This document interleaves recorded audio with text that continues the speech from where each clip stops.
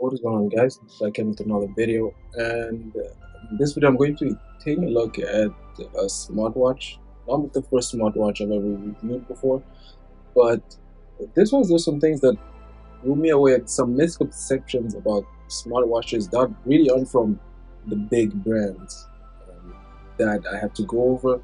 But before I get into that, just make sure you subscribe just so you can stay tuned for more tech reviews.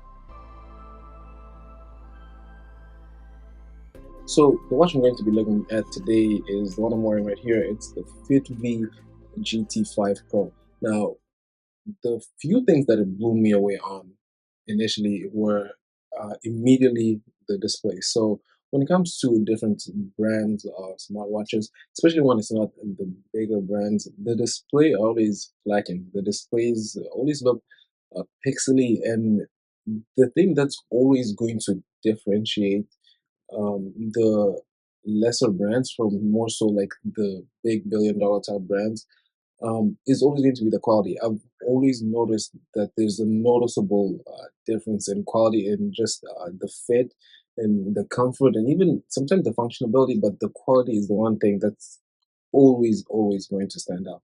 So with this one, it is an 1.83-inch AMOLED display. And even when I did my outdoor testing, right, which is the most important one for me, because like I kind of don't care how the watch looks indoors because it's going to have optimal lighting, right? There's not going to be too many different light sources that are going to distort how it looks. The key thing here is how the display looks outdoors, especially when it's fully sunny out. Then it's going to really give you an idea of how well the display looks. Now, this one, the display, you can also adjust how bright it gets because I'm used to smaller companies having displays that really get annoying when trying to use them outdoor. You know, you have to do the old hand over display just so you can get enough shading to be able to read what is on the display itself. With this, I didn't find myself needing to do that or having to do that for the most part, and it's good because you really want ease of use and ease of access whenever you're using smartwatches. Because at the end of the day, they have to be optimal for enough for you to be able to use them regardless of whatever scenario that you may be in. So moving on, there is also a button at the side. Basically functions as your home button and your return key. And then there's going to be the electrolyte key as well. And at the bottom, there's going to be the heart sensor and then some electrolytes also there as well. Now, as for the home screen, so far there's only about 6 that you can choose from. Honestly, I was a little disappointed that I like to see a variety and options and choices that you can choose just to make it more comfortable and better to use. And the thing that blew me away, the strap itself is about 22 millimeters. And something that I've noticed when it comes to different brands is that, especially when it comes to the leather straps, they're not comfortable. After a long time, they feel strenuous and they start to leave marks and bruises. Well, these, the comfort, you know, the thing about smartwatches is the more comfortable they are, the more you're going to be likely to leave them on.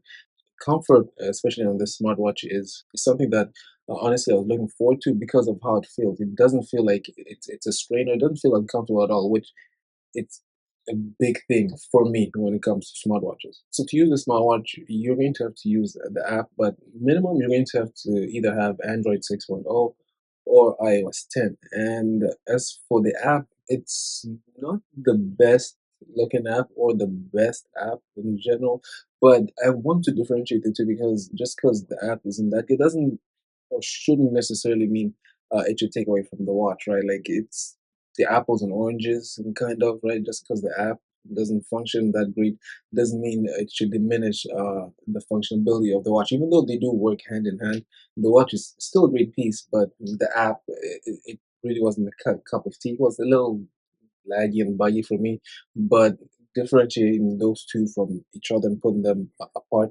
the watch is it's still a good watch, but the app doesn't do it any favors. So there's a litany of things that the watch offers, right? Which at this point, those things are more so like uh, the standard when it comes to smartwatches in general, right? So you have your ECG, you have your blood oxygen monitor, you have your sleep test, whatever that you may think of at this point is basically the minimum. It's a standard now for smartwatches. So those really, yeah, it's great that it has those, but that doesn't really set it apart, make it different from say other smartwatches that you might find on the market.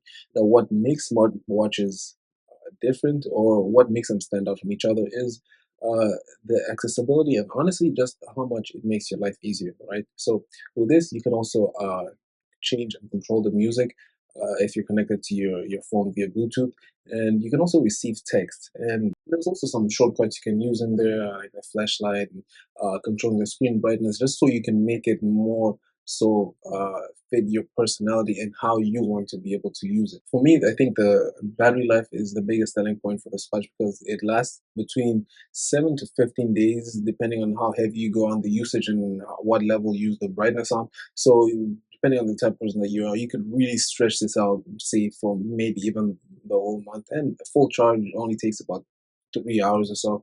So you're looking at anywhere from a 3 hour charge lasting you 7 days to who knows how long, depending on what type of user you are. Positive again, also it's IP68 water resistant. So what that means is you could submerge it in at least a meter and a half of water for up to 30 minutes. So it's a watch you can go swimming in. And although it's marketed as a smartwatch, it's also fits as a fitness tracker at the same time, because it has a step counter and whatnot. And then at the same time, you could also use it if you want to go swimming and just have it track your activity. So this is like an in-betweener. It's not either one or the other. I feel as though it's more so of like a hybrid, a mix of the two, because yeah, it has smartwatch capabilities, but it has tendencies of a fitness tracker. So this smartwatch, it's good.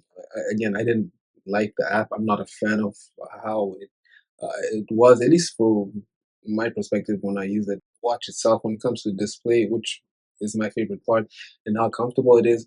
I think this one definitely stands out from like different brands, especially different brands that aren't really like the big ones, if you know what I mean, in the market.